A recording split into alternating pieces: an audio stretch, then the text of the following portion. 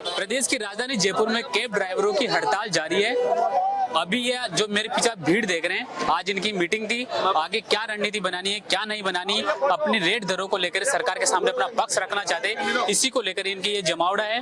आखिर मैं बात करने की कोशिश करूंगा, आखिर ये इनकी रणनीति क्या रहने वाली है आगे और कब तक ये हड़ताल जारी रहने वाली। जी क्या नाम है? सर मेरा नाम बाबूलाल जहांगीर है और मैं सांगानेर विधानसभा क्षेत्र के सभी टैक्सी चालकों का संघर्ष का साथी हूं।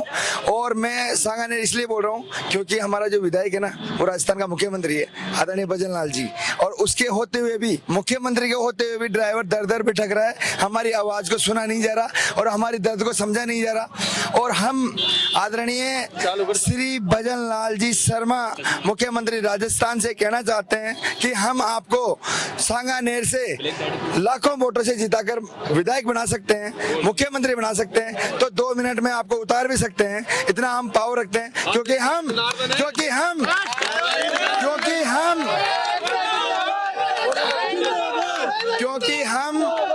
क्योंकि हम 36 कौम में नहीं 37 कौम में आते हैं और सबके पास हैवी लाइसेंस है, उल्टा 8 मारना जानते हैं। और आपके विधानसभा क्षेत्र की जनता, जिसके स्कूल के बच्चे, बूढ़े माँ बाप जिनको हॉस्पिटल में पहुंचाते हैं, एयरपोर्ट पहुंचाते हैं, स्टेशन पहुंचाते हैं, उनकी आप सुनवाई नहीं कर रहे हो। आपका डिप्टी सीएम प्रेमचंद बैरवा सुनवाई नहीं कर रहा, आपका परिवहन आयुक्त सुनवाई नहीं कर रहा, आपका पुलिस कमिश्नर हमारे ड्राइवर को बंद कर रहा है। आज भी मुकेश जी छोड़, आपकी क्या मांगे, मुख्य क्या मांगे? हमारे एक तो रेट 2025 का कानून है वो लागू किया जाए कंपनियों के ऊपर, कंपनियों को शिकंजा कसा जाए। कंपनी अपनी मनमर्जी कर रही है। जैसे रेट 25 रुपए किलोमीटर चल रहा है, ऑटो का रेट 25 रुपए किलोमीटर है, जबकि ओला उबर हमारे को 8-10 रुपए किलोमीटर में चलाना चाहती है, 8-10 रुपए किलोमीटर में चलाना चाहती है, जबकि हमारा खर्चा ही 15 रुपए किलोमीटर का आ रहा है, जबकि हमारा खर्चा ही मेंटेनेंस ही 15 रुपए किलोमीटर का आ रहा है। ड्राइवरों का शोषण हो रहा है, ड्राइवर आत्महत्या करने के लिए मजबूर है।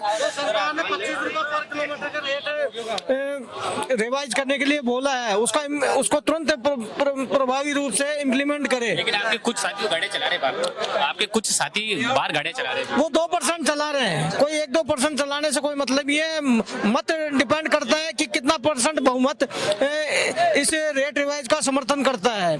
95% जो ड्राइवर यूनियन है उसका समर्थन करते हैं कि रेट को रिवाइज करें। 25 रुपए पर किलोमीटर की गवर्नमेंट ने 1 महीने पहले राजस्थान पत्रिका और दैनिक भास्कर में निकाली थी, उसको तुरंत प्रभाव से इम्प्लीमेंट करे और धरातल पर लावे।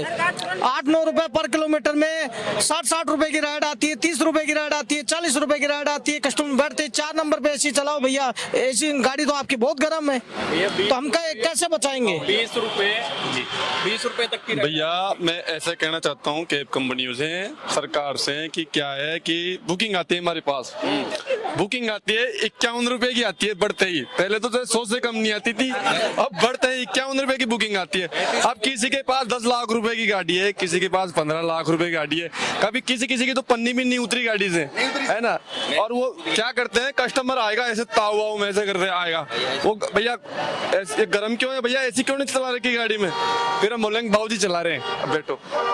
फिर वो बोलता है अरे भैया क्या कर रखा है, तुम्हारी शिकायत डालूंगा मैं, और वो झूठी मूठी शिकायत डालता है, हमारी आईडी बंद।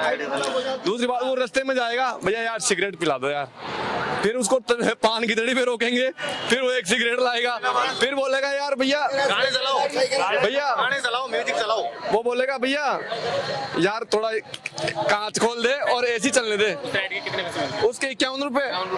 या तो कोई हम कोई शादी ब्याह में जाते हैं, कहीं पे हमें मिलते हैं ना तिल काट के, 51 रुपए 21 रुपए, वो वाला सूल हो गया हमारे साथ, फिक्स रेटें हो गए।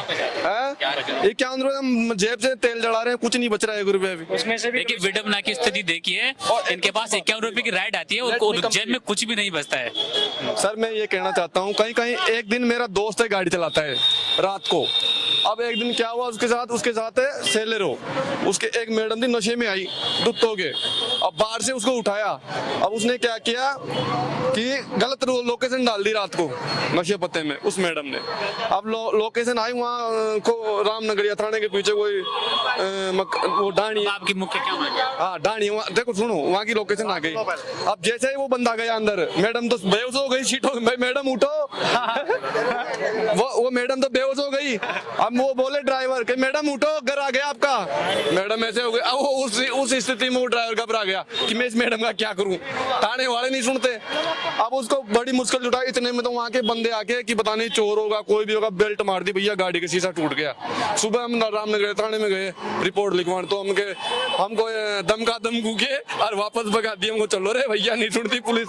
तो पुलिस हमारे जब कार में नुकसान हुआ तब भी नहीं सुनती नहीं है। अब इनको सुनना पड़ेगा। हम जाम करेंगे। हम रोडों पे उतर गए हैं और हमारे क्या है देखो ऐसे कांपने लग गया शरीर।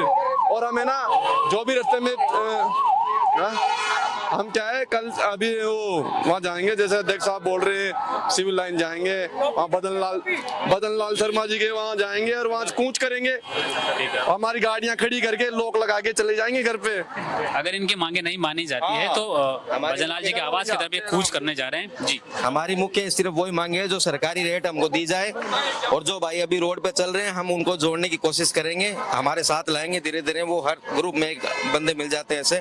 तो हमारी सरकार से सिर्फ भाई साहब इतनी मांगी है, जो हमको सरकारी रेट मिल रही है वो सरकारी रेट हमें प्रभावित कर दे, बाकी हमको और आपके कुछ एक साथी अभी भी गाड़ी चला रहे हैं। हाँ वो सो हर ग्रुप में ऐसे बंदे मिल जाते हैं भाई साहब, घर में ही मिल जाते हैं। फूफा नहीं आया आपकी एकता कहाँ है अभी? अभी उनको हम जोड़ेंगे धीरे धीरे, अपने साथ लेके आएंगे। अभी गाड़ियां नहीं है मार्केट में, कहाँ चल रही है, बहुत कम गाड़ियां चल रही है। हमारी तो सिर्फ इन एप बेस्ड कंपनियों से इतनी ही मांगी है, जो हमारी सरकारी रेट है वही चाहिए हमको, और हमें कुछ नहीं चाहिए। महीने पहले जो रेट 25 रुपए पर किलोमीटर की जो रेट पेपर में, दैनिक भास्कर में और राजस्थान पत्रिका में प्रसारित की है, वो 25 रुपए पर किलोमीटर की रेट तुरंत प्रभाव से लागू करे।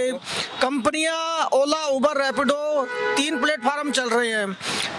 सरकार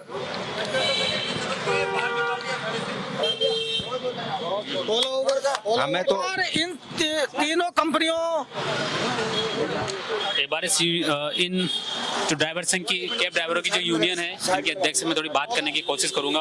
आखिर इनकी आगे क्या प्लानिंग रहने वाली, क्या रणनीति रहने वाली है, अपनी मांगों की सरकार तक कैसे पहुंचाएंगे, इनकी आखिर क्या है प्लानिंग, इनसे मैं बात करने की और कोशिश करूंगा। थोड़ा सा मैं जब तक इनसे बात कर लेता हूँ। ओला ऊपर रैपिडो का हमारा एक ये भी मांग है हमारी। ओला ऊपर रैपिडो का जो गाड़ियां चल रही है, ओला ऊपर रैपिडो जो भी है, उन कंपनियों का यहाँ पे कोई भी ऑफिस नहीं है। वो यहाँ पे ऑफिस है एक में, हमारी एक मुख्य मांग ये भी है यहाँ पे ऑफिस होना चाहिए, ताकि हम वहाँ पे शिकायत कर सकें। क्योंकि हम कई बार परेशान होते हैं, हमारी आईडियां बंद कर देती है, हमारी आईडियां बंद हो जाती है। और हम अब कैब ड्राइवर यूनियन के अध्यक्ष से मैं बात करने की कोशिश करूंगा। आखिर जी क्या नाम है? नमस्कार माथुर साहब, 1 मिनट, एक मैं ऑडिशन दे देता हूँ मीडिया में ना, वापस कॉल कर देता हूँ। बिल्कुल अभी भिजवाता हूँ। जी सर, नमस्कार। पहले तो मैं आपका आभार व्यक्त करता हूं कि आप लोग यहाँ पहुंचे हैं हम भाई लोगों की आवाज को सरकार तक पहुंचाने के लिए। रणनीति यही है साहब कि शांति से देख लिया है, अब ड्राइवर भाइयों का असंतोष भी सरकार थोड़ा देख ले, यही है। चक्का जाम होगा, जयपुर पूरा जाम होगा, तब सरकार हमारी जो सामान्य मांगे, जो जेन्युइन मांगे, पूरी तरह से जायज मांगे, उन पर विचार करेगी। हम 2 तारीख से धरने पर बैठे हुए हैं, शांतिप्रिय तरीके से बैठे हुए हैं। हमारे भाई लोगों को उठा उठाकर जेल में भरा जा रहा है, तो अब हम सब जेल भरो आंदोलन ही चलाएंगे। एक तरह से हम चक्का जाम करेंगे, पूरा जयपुर जाम करेंगे, यही रणनीति। गाड़ियां चला रहे हैं, साथ ही आप कोई नहीं चलाएगा, आज उनको कर दिया गया वाहन, जो चला रहा है वो अपने रिस्क पर ही चला रहा है, और ये मैसेज आपके थ्रू उन तक पहुंचने बाद कोई नहीं चलाएगा। इतने दिन इसलिए चला रहे थे कि हम शांत बैठे थे, अब हम अशांत हो गए, अब कोई नहीं चलाएगा। तो जो तोड़फोड़ होगी ना उसका जिम्मेदार प्रशासन। और अब आगे क्या प्लानिंग है? हमारी प्लानिंग यही है, या तो सरकार का प्रतिनिधि हमारी इन मांगों का, कोई भी प्रतिनिधि डेलीगेशन आए, हमारे सब भाइयों के बीच में आके हमारी समस्याओं का निवारण करे।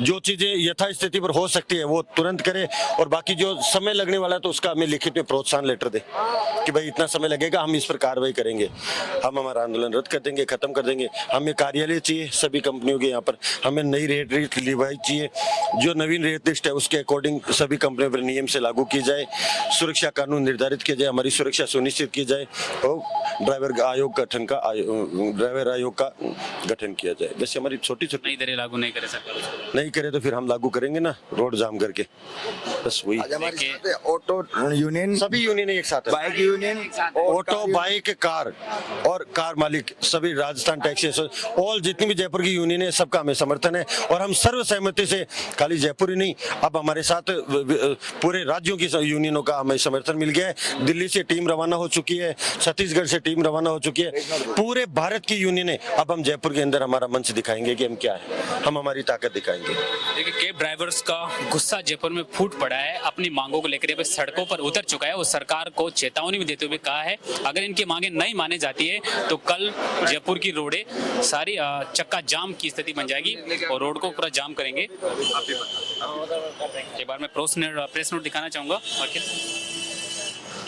देखिए इस प्रेस नोट में है कि इसमें इनकी जो प्रमुख मांगे हैं, देखिए सरकार द्वारा निर्धारित मिनिमम जो किराया सूची है उसको लागू किया जाना है। दूसरा, ड्राइवरों के लिए बीमा हो, सुरक्षा हो, सामाजिक नीतियां बनाई जाए, इनके लिए एक आयोग बनाया जाए जो इनकी समस्या सुन सके और उनका एक गठन करके, और ऐप कंपनी को ज्ञापन दे चुके हैं लेकिन फिर भी इनकी बात को नजरअंदाज किया जा रहा है। इसी मांगों को लेकर सड़कों पर उतरे हैं और सरकार के सामने अपना पक्ष रखने की कोशिश कर रहे हैं। और जैसा कि ये बता रहे हैं, इसमें साफ लिखा है कि 12 साल से बड़ा किराया, ऑटो का न्यूनतम किराया सिर्फ 25 रुपए और केक का 150 रुपए होगा। और इसी जायज मांग को लेकर सड़कों पर उतरे हैं। अब देखने वाली बात होगी सरकार इनको कब तक और कहां तक इनके संघर्ष के मैदान में खेलती हुई नजर आएंगी या फिर ये अपने ही हकों के लिए कब तक लड़ते रहेंगे। कैमरामैन रवि शैन के साथ में राकेश रवानिया, गोल्डन हिल, जयपुर। नमस्कार मेरा। देखो भाइयों, आपने देखा होगा अपन 4-5 दिन से संघर्ष कर रहे हैं लेकिन ओला उबेर ने आज तक कोई हमारे पर कदम नहीं उठाया, ना ही कोई सरकार सुनी। सरकार सब बहरी हो गई, मतलब सुना किसी ने नहीं सुना। लेकिन क्यों सुना? क्योंकि हमारे कोई मतलब ही नहीं है ड्राइवरों का। जब तक देखो, आपने देखा होगा कि जब 4 साल पहले अपन कोई सिटी बस में बैठते थे वो 10-12 रुपए टिकट लगता था, आज वो टिकट 30 रुपए हो गया है। हुआ नहीं हुआ है, लेकिन अपना नहीं हो रहा। क्या क्यों नहीं बढ़ा अपना? सरकार अपना सुनती नहीं है, बिल्कुल भी एकता नहीं है अपने अंदर। बढ़ना चाहिए जबकि हमारे किराया अपन मांगते हैं जो 100 रुपए के, जबकि देखो अपन लोग कई ड्राइवरों से मिलते हैं, मतलब अब तो थोड़ा हड़ताल हो रही है। हड़ताल से पहले मिलते थे, भैया बोलते थे 15 घंटे हो गए, हमने 600 रुपए कमाए, 700 रुपए कमाए। और 600-700 रुपए के लिए क्यों घूम रहे हो? यहाँ पे आओ ना। यहाँ कितने लोग हैं यहाँ पे? इनका परिवार नहीं है क्या? सब ड्राइवरों को एक होना चाहिए। मैं ड्राइवरों के ऊपर एक चीज कहना चाहूंगा, आए एक देश से उतरे एक ही घाट, लगी संसार की हवा हो गई 12 वाट। इसका मतलब ये है जैसे चाहे ऑटो का ड्राइवर हो, चाहे ट्रक का ड्राइवर हो, कार का ड्राइवर हो, सब एक ही ड्राइवर है कि नहीं ड्राइवर? आप यहाँ पे बाइक का ड्राइवर खड़ा कर दो, चाहे ट्रक का ड्राइवर खड़ा कर दो, चाहे कैब का ड्राइवर खड़ा कर दो, ये नहीं बोलेगा ये घोड़े गाड़ी का ड्राइवर है। क्या बोलेगा? ड्राइवर है ये। तो ड्राइवर सब एक ही है। अपन जिंदाबाद ड्राइवर, जिंदाबाद जिंदाबाद।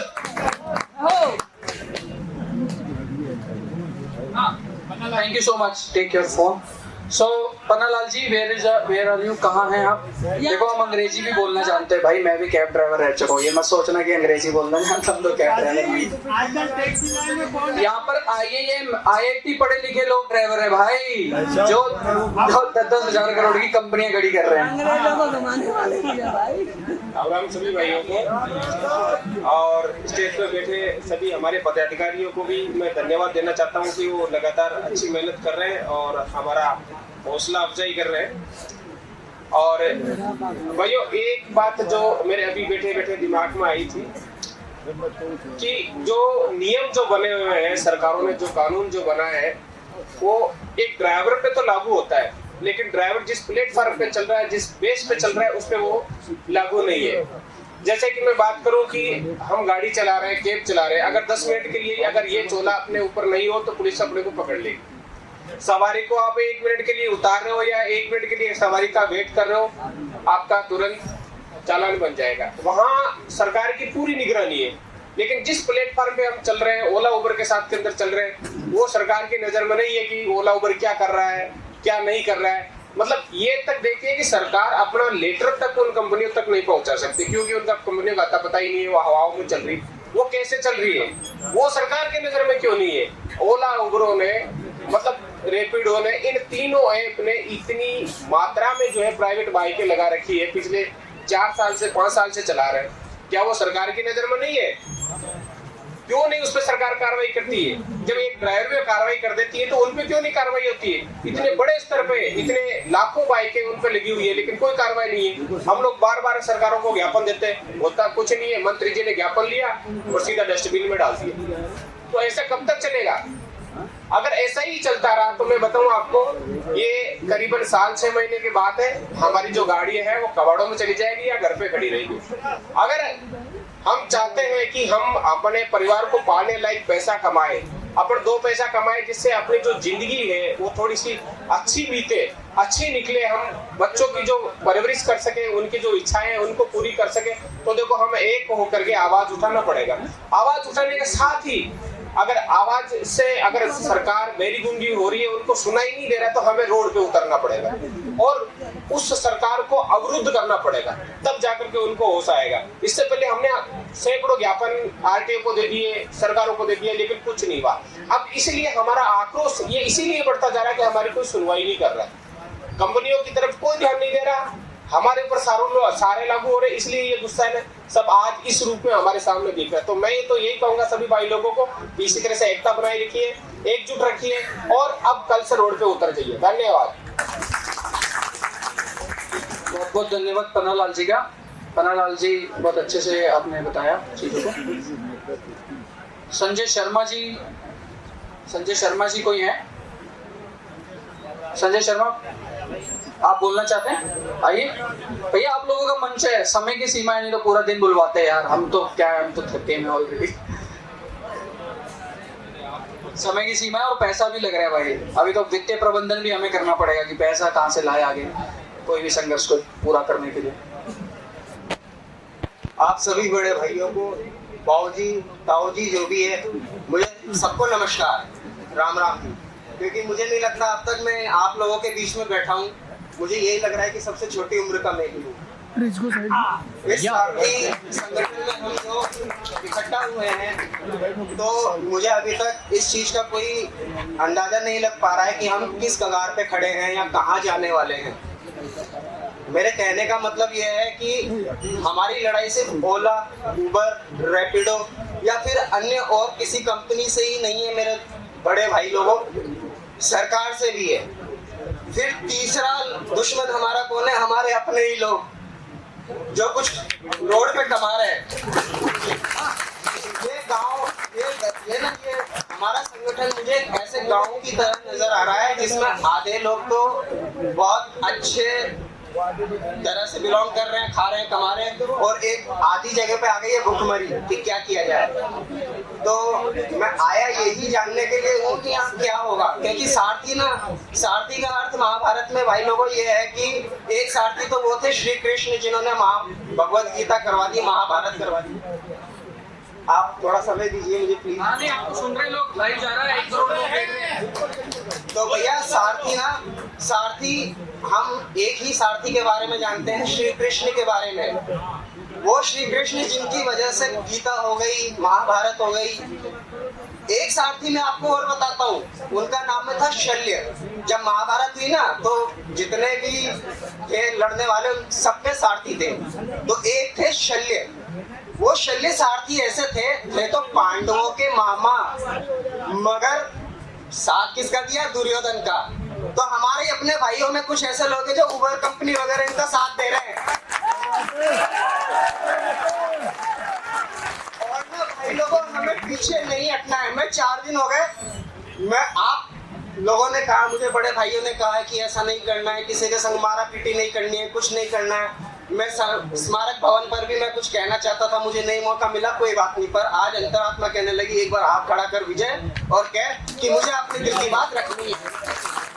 तो ठीक है, आपने कहा कि मुझे कोई भी, अब मुझे बाऊजी उम्र में बड़े हैं, हालांकि मैं क्षमा चाहूंगा उनसे, वो ये कह रहे हैं कि जगह जगह हम चक्का जाम रोड पे, ट्रैफिक सिग्नल पे कर देते हैं।